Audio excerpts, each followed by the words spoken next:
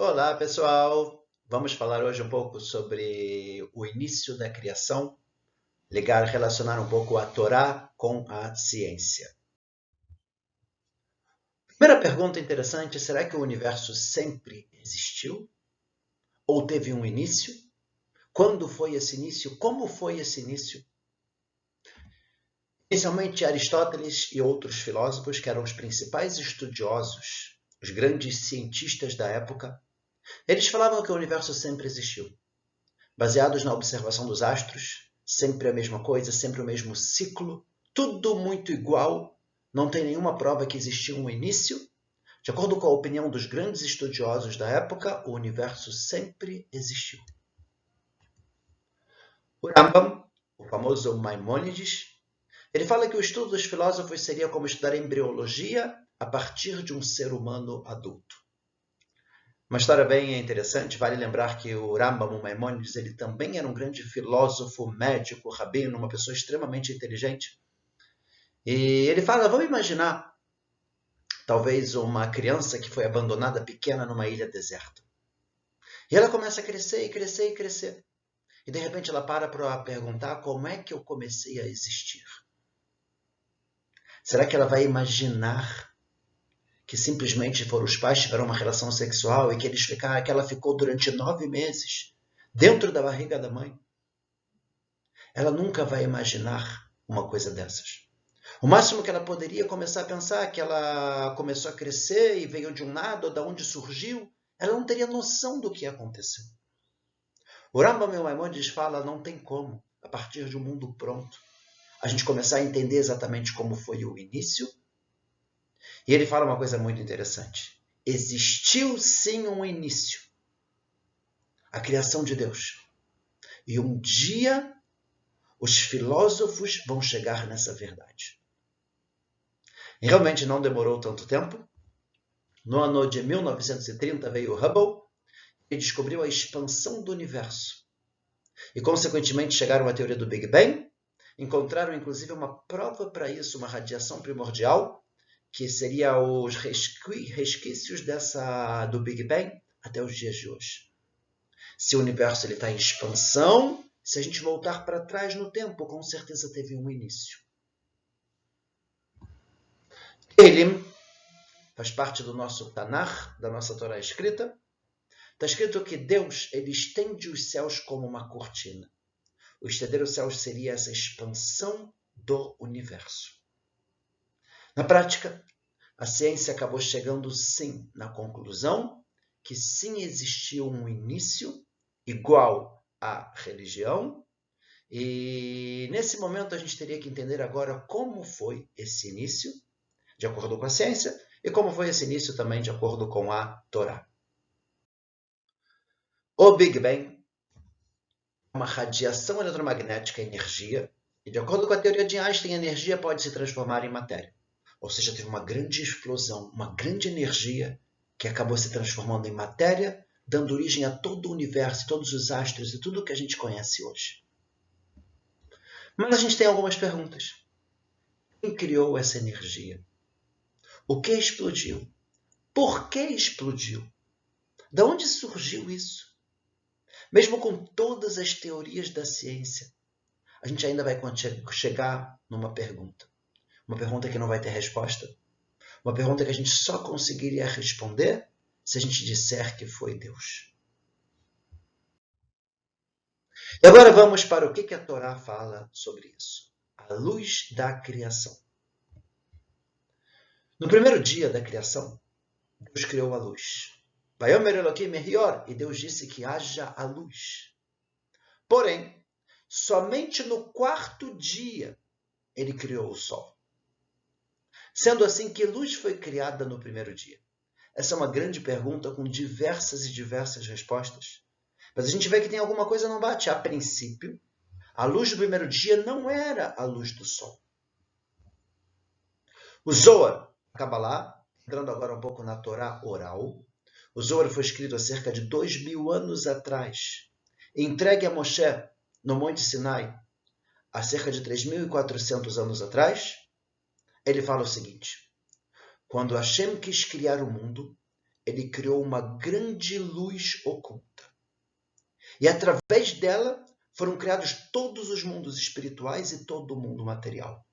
Ou seja, toda a criação veio através de uma grande luz oculta.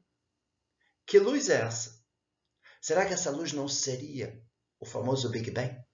Será que toda a criação não veio através dessa luz? O que havia no início? Ramban, famoso Nachmanides, um dos grandes sábios cabalistas do nosso povo, ele fala que toda a criação havia sido criada no mesmo momento, em um único ponto. Ou seja, exatamente o que a ciência diz, um único ponto, onde toda a criação estava lá dentro e de repente, através do Big Bang, começa a se expandir. Mas o que era exatamente isso? O Ramban ele continua e fala, a matéria não foi criada a partir do nada. Deus criou um elemento básico e não palpável, que seria uma força com o potencial de criar todo o nosso mundo. O que seria isso? Um elemento básico, não palpável, uma espécie de energia que deu origem ao mundo material. A gente está vendo aqui claramente a ideia na Torá do Big Bang. Ou seja, apesar da Torá escrita falar que Deus criou a luz no primeiro dia e Deus criou todo o universo, quando a gente começa a entrar na Torá oral, que foi entregue muito antes de qualquer tipo de Big Bang ou qualquer tipo de teoria científica, a Torá já fala que tudo foi criado num único ponto. Uma coisa que não era palpável, que deu origem a toda a criação do mundo. Uma luz inicial no primeiro dia que criou tudo. A gente está vendo aqui claramente a ideia do Big Bang dentro da Torá. Isso é o que a gente chama de Tohu Vavohu na Torá. O que é Tohu Vavohu? É muito interessante. Quando Deus criou o mundo, aparece na Torá, Bereshit bara Elokim et hashamayim ve'et haaretz. No início, Deus criou o céu e a terra. Ve'haaretz hayta tohu vavohu. E a terra estava tohu vavohu. Qual é a tradução disso? Tohu vavohu, a tradução seria, de acordo com muitos livros tradutores da Torá, seria que a terra estava vã e vazia, ou que a terra estava uma certa bagunça. Mas essas traduções não são muito exatas. A Torá não precisava contar para a gente que a terra estava vazia se tinha acabado de ser criada. E nem dizer que estava uma bagunça. Deus não cria bagunça. O que é Tohu Vavohu? Tohu vem da palavra torre, espanto. Quando a gente vê toda a criação num único ponto, a gente fica espantado, a gente não consegue entender. Mas o que era isso? Tohu, torre, a gente fica espantado. Vavohu, bo, nele, nesse único ponto ligado com o início da criação, hu, está ele, que seria Deus. E essa é a ideia da criação, inicialmente tudo num único ponto, onde Deus estava presente também. A única questão que a gente vai ter agora é o que é exatamente essa luz e escuridão do primeiro dia. Porque a princípio está escrito que Deus criou a luz e separou a luz da escuridão. Se a luz é o Big Bang, que separação é essa da escuridão? E diferenciou Deus entre a luz e a escuridão. Se a luz é o Big Bang, então o que seria essa escuridão? O professor Natan Naviezer explica como era exatamente o Big Bang e o início da criação. Os átomos são a base da matéria. Porém, no início da criação, eles não conseguiam se manter devido ao calor causado pelo Big Bang. O que existia era matéria em estado de plasma, que é formado de partículas positivas e negativas. Esse plasma absorvia a luz e não a deixava transparecer. Com o resfriamento, as partículas do plasma se uniram, formando os átomos, onde as moléculas se movimentam livremente, deixando que a luz apareça. Ou seja, agora a gente já está começando a entender o que é a luz e o que é a escuridão que tinha no início da criação. Escuridão antes de esfriar o calor causado pelo Big Bang e a luz que aparece após esse esfriamento. Quem veio antes?